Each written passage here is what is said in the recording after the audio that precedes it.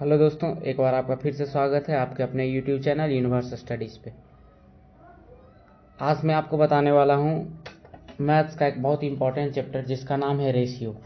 जिसका नाम क्या है? रेशियो। तो आज मैं आपको बताऊंगा कि रेशियो होता क्या है। ठीक है, क्या नाम है? रेशियो। तो रेशियो होता क्या है कि किसी भी दो वस्तु के बीच, ठीक है ना, किसी भी दो वस्तु के बीच उसके क्वांटिटी को लेके, उसके क्वालिटी को लेके अगर हम डिवाइड करते हैं तो उसको रेशियो बोलते हैं। जैसे हमने कहा कि हमने एक पेन लिया, ठीक है, पेन लिया हमने। पेन में बहुत सारे प्रकार के पेन आते हैं। मैंने एक 10 रुपये का पेन लिया, एक 20 रुपये का पेन लिया। एक 10 रुपये का पेन है मेरे पास और एक 20 रुपये का पेन है। अब हमने पूछा कि इसमें रेशियो क्या होगा, तो हम क्या करते हैं, रेशियो का मतलब होता है क्या? डिवाइड। अभी हमने बताया कि रेशियो का मतलब होता है डिवाइड। तो 10 दूना 20, यानी कि 1:2 के रेशियो में 1:2 क्या होता है? 1:2। ठीक है, तो इसमें दो तीन चीज हमें सीखना है कि जो रेशियो होता है,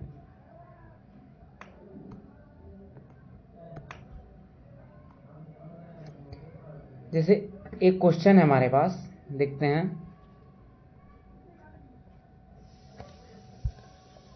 कि अगर रेशियो मैंने लिया है 3:5। रेशियो का मतलब मैंने क्या बताया अभी? डिवाइड। तो इसको क्या लिख सकते हैं? 3/5। और इस रेशियो में हम ऐड करते हैं, कोई चीज़ को ऐड करते हैं। मान लो रेशियो में हमने 2 का ऐड किया, तो ये 3 + 2 और ये 5 + 2, तो 3 और 2 5, 5 और 2 7। तो अगर इसका हम डिवाइड करके निकालते हैं तो हमारे पास क्या आएगा? 0.7 के आसपास। लेकिन अगर सिर्फ 3/5 है मेरे पास, तो इसका जो रेशियो है वो क्या होगा? 0.6। तो हमने क्या देखा कि रेशियो में अगर हम कुछ ऐड कर रहे हैं, रेशियो में अगर हमने कोई चीज़ का ऐड किया तो हमारा आंसर चेंज हो रहा है। यही चीज़ अगर रेशियो में हम माइनस करते हैं, चलिए 3 - 2 और 5 - 2, 3 - 2 और 5 - 2, तो 3 - 2 यानी कि 1/3, तो ये 0.33। फिर भी हमारा आंसर चेंज हुआ। ठीक है, उसके बाद देखते हैं कि अगर हम इसमें डिवाइड करें, अगर इसमें हम डिवाइड करें, चलिए पहले मल्टीप्लाई करते हैं। तो हम क्या करते हैं कि रेशियो में मल्टीप्लाई, यानी कि 3 × 2 और 5 × 2, तो क्या हो गया? 3 दूना 6 और 5 दूना 10। तो ये जो हमारा, ये क्या लिखा हुआ है? 6/10। 6/10 यानी कि 0.6। तो हमने क्या देखा कि जब हमने ऐड किया है तो रेशियो में चेंज हो रहा है, जब हमने माइनस किया तो रेशियो में परिवर्तन आ रहा है, लेकिन जब हमने मल्टीप्लाई किया तो रेशियो में परिवर्तन नहीं आ रहा है। उसी तरह देखते हैं कि जब हम रेशियो में डिवाइड करते हैं तो 3/5, इसमें 2 का भाग,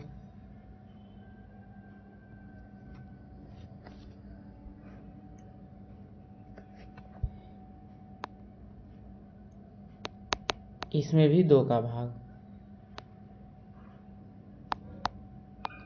तो ये क्या हो जाएगा? 3/2 गुने 2/5। जब ये कटेगा तो फिर से क्या आ गया हमारे पास? 0.6। तो हम यहाँ से क्या समझें कि अगर मेरे पास रेशियो दे रखा है, अगर मेरे पास 2 रेशियो है,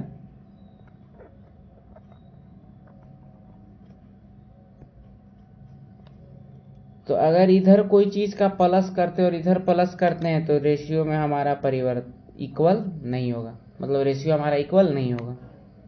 अगर माइनस करते हैं तो भी हमारा रेशियो इक्वल नहीं होगा। लेकिन अगर हम मल्टीप्लाई करते हैं तो वो हमारा रेशियो इक्वल हो जाएगा। अगर हम मल्टीप्लाई करते हैं तो हमारा रेशियो इक्वल हो जाएगा, और डिवाइड भी करेंगे तो हमारा रेशियो इक्वल हो जाएगा। ये बातें हम समझ गए कि अगर रेशियो में हमने डिवाइड किया, ऐड किया और सब्ट्रैक्ट किया तो हमारा रेशियो में परिवर्तन हो रहा है, लेकिन अगर हमने मल्टीप्लाई और डिवाइड किया है तो हमारा रेशियो वही का वही रह जा रहा है। ठीक है, अब नॉर्मल सी बातें हैं ये सब। अब देखते हैं, कुछ क्वेश्चन है हमारे पास। कह रहा है कि सिंपल अगर रेशियो दे रखा है कि ये अगर 2:3:4 में है, ठीक है, 3 व्यक्ति उसको 2, 3, 4 के रेशियो में बांटा गया, और अगर उसके पास टोटल जो है 1800 रुपया है, तो तीनों का हिस्सा बताओ। तो हम क्या करते थे कि 2 + 3 + 4, तो 4 3 7 2 9, 9 का बराबर 1800, तो 1 के बराबर 200। ठीक है, तो इसका हो जाएगा 200, ये 1 के बराबर 200 है, तो 2 के बराबर 400, ये 600 और 800। देखिए 8 6 14 4 18। तो ये तो सिंपल रेशियो जब हम देखते थे। ठीक है, अगर वही रेशियो हमको दे दिया जाए कि ये है 1/2, 1/3,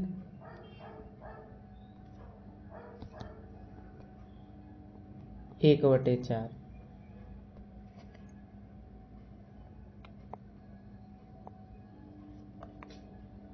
और इसके बराबर है आपको 2400 रुपया।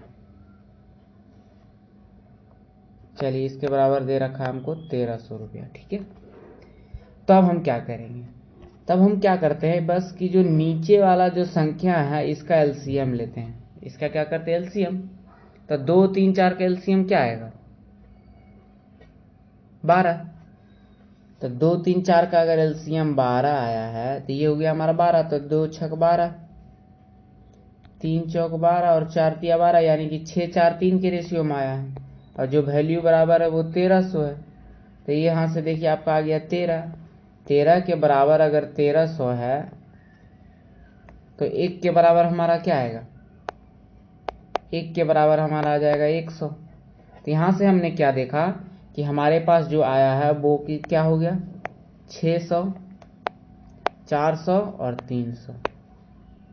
ठीक है, तो अगर फ्रैक्शन में भी रेशियो है तो उसका हम क्या करते हैं कि एलसीएम लेके उसको हम बना सकते हैं। एलसीएम लेके हम उसको बना सकते हैं। अब बात आई कि हमने देखा है रेशियो में दे रखा है कि अगर ए रेशियो बी आपको गिवन है 3:5,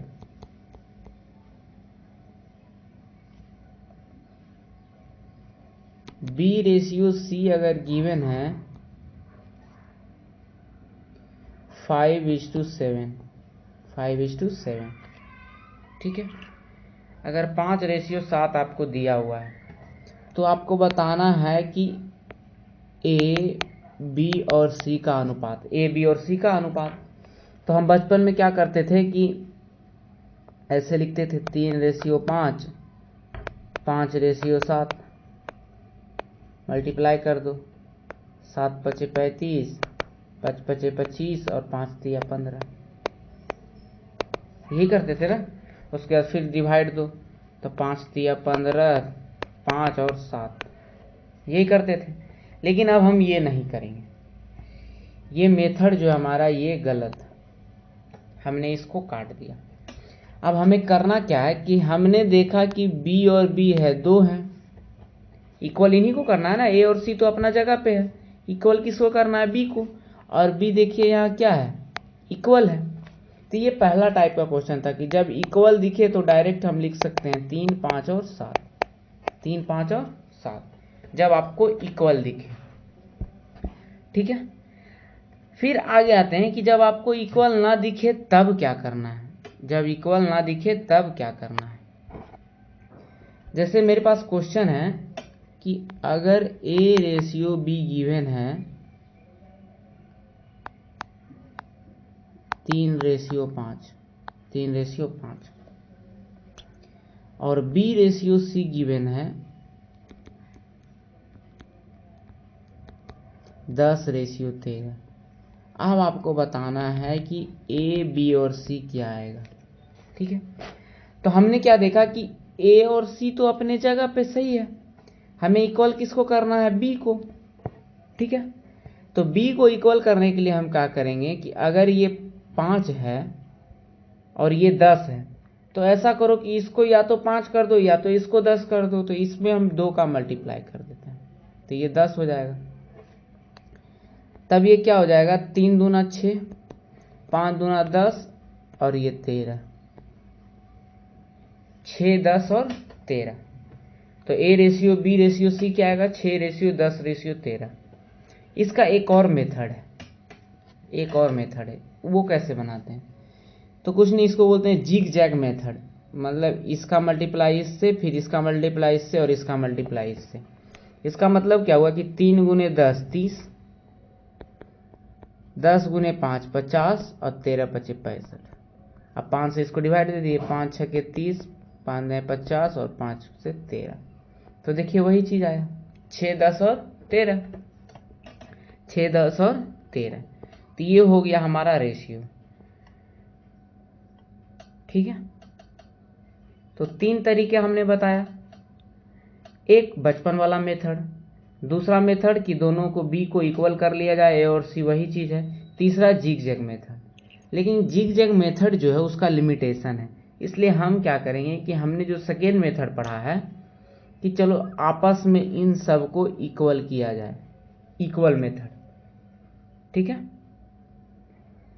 आगे क्वेश्चन है हमारे पास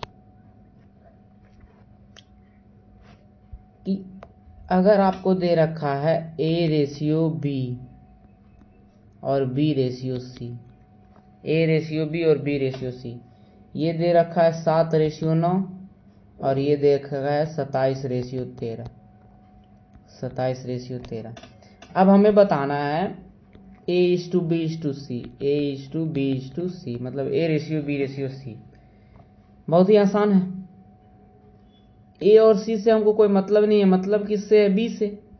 तो B यहाँ 9 है और यहाँ 27 है, B ऊपर का 9 है और नीचे का 27 है। तो हम ऐसा क्या करें कि 27 9 में बदल जाए या तो 9 27 में बदल जाए। तो 9 में अगर हम 3 का गुणा कर दें तो ये 27 हो जाएगा। इसका मतलब क्या हो गया हमारे पास कि 7 या 21, 9 या 27 और 13, मतलब 21:27:13, 21 27 और 13। तो ये तो था जब 2 3 निकालना था तब। अब देखते हैं 4 में कि अगर आपको दे रखा है A ratio B ratio C, A ratio B ratio C, वो क्या है, 2:3:5। आगे दे रखा है C रेशियो D, वो दे रखा है 6:7। अब बताना है हमें, फिर से हमें क्या करना है कि देखिए A B और D से तो हमें कोई मतलब ही नहीं है, हमें इक्वल किसको करना है, C को, क्योंकि C दोनों में है। अगर C को बराबर कर दिया जाए तो बाकी सब अपने आप में बराबर हो जाएंगे। तो C क्या है, यहाँ 5 है और यहाँ 6 है। ठीक है, 5 और 6 है। तो हम क्या करेंगे कि अगर 5 में 6 का मल्टीप्लाई और 6 में 5 का मल्टीप्लाई, तो ये इक्वेशन बराबर। तो हम क्या करेंगे, अगर A:B:C:D निकालना है तो क्या करेंगे, 6 दूना 12, 6 तिया 18, 6 पचे 30, यहाँ से भी देखिए 6 पचे 30 और ये हो गया हमारा 35, 12 18 30 और 35, 12 18 30 और 35।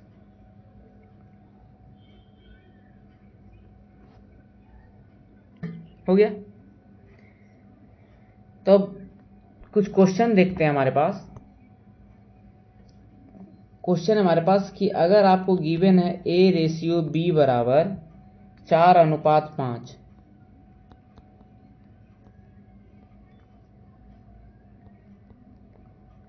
तब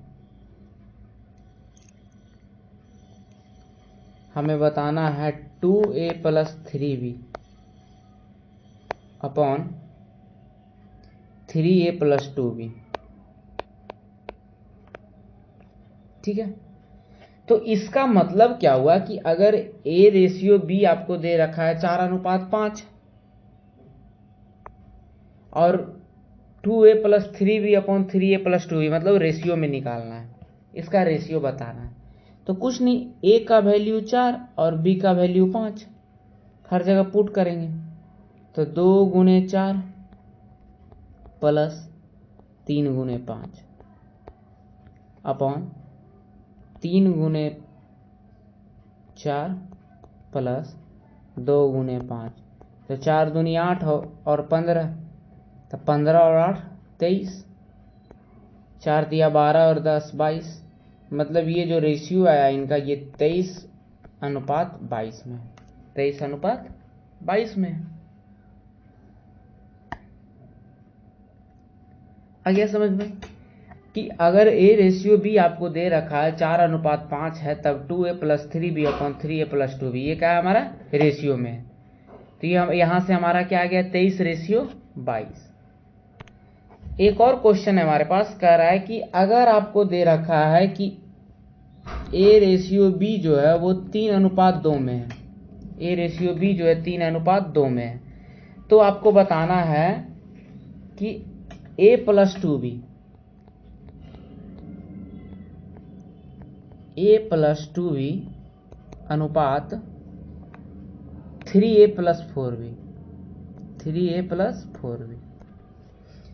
तो अभी हमने पढ़ा कि अगर आपको वैल्यू दे रखा है सामने से, तो इसका मतलब क्या हुआ कि a का वैल्यू 3 है और b का वैल्यू 2 है। तो यहां से देखिए a 3 है तो 3 प्लस b का वैल्यू 2 है तो 2 दूना 4, ठीक है, अपॉन 3a है, तो इसका मतलब 3 तिहाई 9, 4b तो 4 दूनी 8, यानी कि 4 और 3 7 और 9 8 17, तो इसका मतलब क्या हुआ कि ये 7:17 है, 7:17। किसी को कोई दिक्कत? तो हमने क्या देखा कि अगर ये सिंपल रेशियो दे रखा है तो हमने वैल्यू पुट किया और आंसर निकाल दिया, ठीक है। लेकिन इसी में अगर आपको क्वेश्चन दे दिया जाए और क्वेश्चन कहे कि अगर P रेशियो Q, सॉरी क्या हो रहा है, अगर आपको दे रखा है कि अगर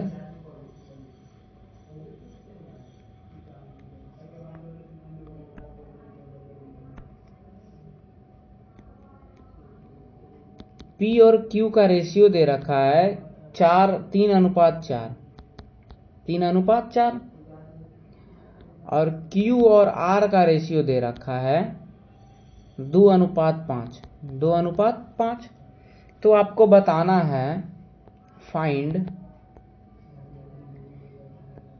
P plus Q upon Q plus R, P plus Q upon Q plus R। तब हम क्या करेंगे कि अगर P और Q दे रखा है, Q R दे रखा है, हमने पहले से पढ़ा कि इस रेशियो को पहले हम इक्वल करेंगे, P Q R का वैल्यू निकालेंगे। तो यहां से हमारा सबसे पहला मेथड होगा कि हम P Q और R का रेशियो निकाल लें, ठीक है। तो देखिए P और R तो वही का वही रहेगा, हमारे पास बच क्या गया Q, Q हमारा यहाँ 4 है और यहाँ 2 है, तो या तो 2 को 4 बना लो या तो 4 को 2 बना लो। तो इसमें हम अगर 2 का मल्टीप्लाई कर दें, 2 का अगर हमने मल्टीप्लाई कर दिया तो ये क्या हो गया हमारे पास 3, 2 दूना 4, 5 दूनी 10, मतलब P बराबर 3, Q बराबर 4 और R बराबर 10, R बराबर 10। अब यहां से हम ये बता सकते हैं कि P और Q पूछ रहा है ना हमसे, तो P हमारा 3 है और Q 4 है, तो 3 प्लस 4, और Q हमारे पास क्या है 4 और ये है 10, तो 4 और 3 7, 7/14। जब ये कटेगा तो 1/2, यानी कि 1:2 के रेशियो में है, 1:2 के रेशियो में है, 1:2 के रेशियो में।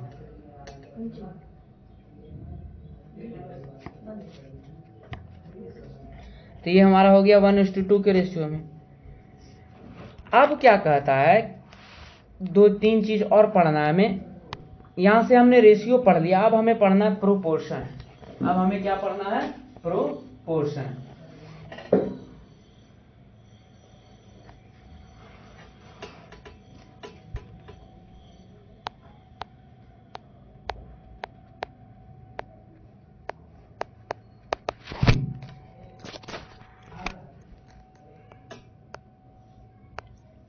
हमें पढ़ना है प्रोपोर्शन।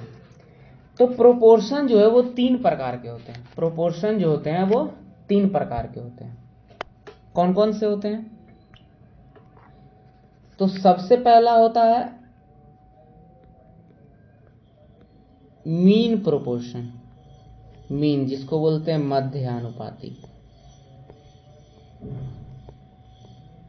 मध्यानुपाती, ठीक है। दूसरा होता है थर्ड प्रोपोर्शन। थर्ड प्रोपोर्शन, इसको बोलते हैं तृतीयानुपाती, ठीक है। और तीसरा होता है हमारा फोर्थ प्रोपोर्शन, इसको बोलते हैं हम लोग चतुर्थ अनुपाती, ठीक है। पहला मीन, दूसरा थर्ड, तीसरा फोर्थ, ठीक है। 3 प्रकार के प्रोपोर्शन होते हैं हमारे पास। तो मीन प्रोपोर्शन होता क्या है? तो मीन मतलब क्या होता है, मध्य। तो किसी के बीच, मतलब अगर आपके पास दो चीज है, ठीक है, मान ली 2 संख्या है आपके पास, ठीक है। तो उसके बीच का मध्य अनुपाती निकालने के लिए बोल दिया जाए। जैसे हमें दे रखा है 12 और 8, 12 और 8, इसके बीच अगर कह दिया जाए कि इसका मध्यानुपाती बताइए, ठीक है। उसी तरह कह रहा है थर्ड प्रोपोर्शन, तृतीयानुपाती। तो थर्ड प्रोपोर्शन क्या होता है कि थर्ड प्रोपोर्शन मतलब 3 गो। तो आपको दे रखा है 4, 8 और 8, ऐसा भी बस एग्जाम्पल बता रहे हैं, फिर इसका हम सॉल्यूशन करवाएंगे। Fourth proportion, sorry,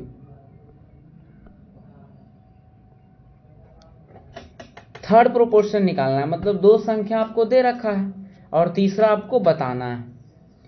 fourth proportion क्या कहता है कि 3 संख्या आपको गिवन है, मान लीजिए 3 संख्या 3, 9 और 7, तो इसका तृतीयानुपाती बताना है, चतुर्थ अनुपाती बताना है। तो हम सबसे पहले देखेंगे कि मीन प्रोपोर्शन होता क्या है। पहला देखेंगे मीन प्रोपोर्शन।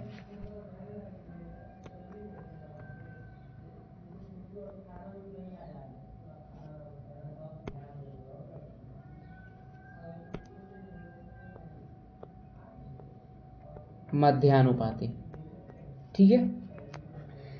तो मध्यानुपाती जो है वो क्या कहता है कि अगर मान लीजिए कि आपको 2 संख्या गिवन है 12 और 8, एग्जाम्पल मैंने दिया था अभी 12 और 8, तो 12 और 8 का मध्यानुपाती निकालना है, तो मतलब बीच का। तो जैसे ही मध्यानुपाती बोले, इसका मतलब होता है root under A B, A B यानी ए इंटू बी।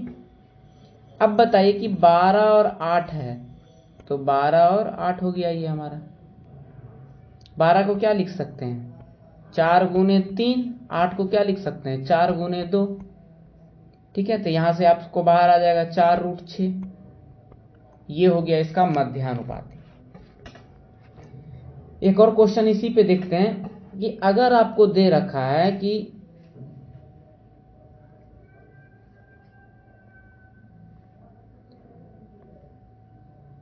9 और 16, 9 और 16 का मध्यानुपाती निकालना है। तो a इंटू बी, 9 गुने 16, तो 9 गुने 16 क्या होता है 144, और 144 किसका स्क्वायर है, 12 का। तो ये हो गया 12, मतलब 9 और 12 का जो मध्यानुपाती होगा वो क्या होगा, 9 और 16 का जो मध्यानुपाती होगा वो क्या होगा, 12। तो ये था हमारा मीन प्रोपोर्शन। अब हम देखेंगे थर्ड प्रोपोर्शन, कि थर्ड प्रोपोर्शन होता क्या है। दूसरा हमारा थर्ड प्रोपोर्शन, इसको बोलते हैं तृतीयानुपाती, ठीक है। जैसे क्वेश्चन है हमारे पास 6 और 12, इसका तृतीय अनुपाती बताना है। तो इसका फॉर्मूला होता है डायरेक्ट बी स्क्वायर अपॉन ए, बी स्क्वायर अपॉन ए, ठीक है, बी स्क्वायर अपॉन ए। तो बी स्क्वायर यानी कि 12 का स्क्वायर, तो 12 का स्क्वायर यानी कि 12 इंटू 12, नीचे 6, ए बराबर 6, तो 6 दूनी 12, 12 गुने 2 24। ये होता है हमारा तृतीय अनुपाती। जैसे एक और क्वेश्चन देखते हैं, 12 और 8 को ही लेते हैं, चलिए।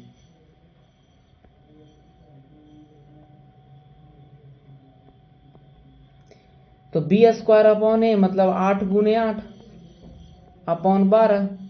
देखिए 4 दूनी 8 और 4 तिया 12, मतलब 8 दूनी 16 बटे 3, ठीक है। तो 5.33 समथिंग आएगा। तो ये हो गया इसका तृतीय अनुपाती। ये क्या हो गया इसका तृतीय अनुपाती। लेकिन ऐसा है क्वेश्चन आता नहीं है जिसमें जो है ना वैल्यू जो है पॉइंट में आए, ज्यादातर वो कट ही जाता है, ठीक है। अपने मन से ले लिए थे इसलिए ऐसा हो गया। तो ये था हमारा थर्ड प्रोपोर्शन। तो थर्ड प्रोपोर्शन क्या होता है, वो होता है बी स्क्वायर अपॉन ए। एक और हमारा बच रहा है, उसका नाम है फोर्थ प्रोपोर्शन।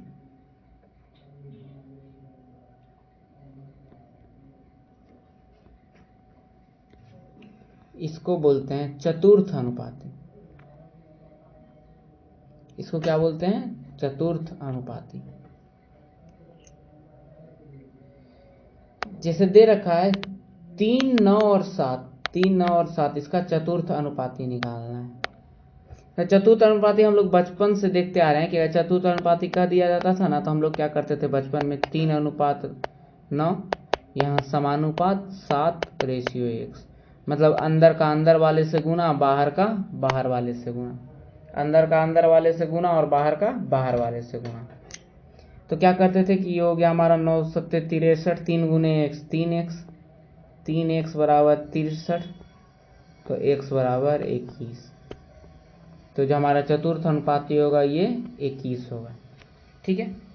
तो हमने ये बचपन से पढ़ते आ रहा, बस इसी को फॉर्मूला में कन्वर्ट कर दिया। अगर ये a है और ये b है और ये c है और ये d है, 4 आदमी रहेगा तभी चतुर्थ अनुपाती निकलेगा। तो कुछ नहीं, अगर d बराबर आपको निकालना है तो आप डायरेक्ट कर सकते हैं, अंदर वाले से अंदर गुना, मतलब b इंटू सी, तब BC अपॉन ए, BC अपॉन ए। यही हो गया इसका चतुर्थ अनुपात। तो एक और क्वेश्चन हमारे पास कह रहा है 4, 8 और 8 का चतुर्थ अनुपाती बताएं, ठीक है। तो इसको हम ऐसे लिख सकते हैं ना, लिखना क्या, अब हम फार्मूला जान चुके हैं, BC अपॉन ए, तो मतलब 8 गुने 8 बटे 4, तो 4 दूनी 8, 8 दूनी 16, तो ये 16 जो हो गया हमारा चतुर्थ अनुपाती हो गया। तो हमने क्या देखा, शॉर्ट में याद कर लेते हैं एक बार, कि अगर मीन प्रोपोर्शन कहा मध्यानुपाती तो रूट अंडर ए बी। अगर हमें थर्ड प्रोपोर्शन कहा तो हमने क्या किया, बी स्क्वायर अपॉन ए। अगर हमें फोर्थ प्रोपोर्शन कहा तो हमने क्या किया, BC अपॉन ए, BC अपॉन ए। तो यहां हमारा रेशियो और प्रोपोर्शन हुआ लास्ट, बेसिक का। इसके बाद बहुत सारे क्वेश्चन हम उस पर डील करेंगे, ठीक है ना। तो आज का क्लास यहीं तक रहने देते हैं, आगे कल देखेंगे। अगले लेक्चर में आगे बताएंगे कि रेशियो में जो है एवरेज का क्वेश्चन भी लगभग रेशियो में आ जाएगा, एज का भी क्वेश्चन आएगा, ठीक है ना। प्रॉफिट लॉस का भी क्वेश्चन आप रेशियो से बना सकते हैं। तो रेशियो बहुत ही इंपॉर्टेंट है, बहुत इंपॉर्टेंट चैप्टर है। तो आज यहीं तक रहने देते हैं, अगला क्लास में देखेंगे इसका लेक्चर। आज के लिए धन्यवाद।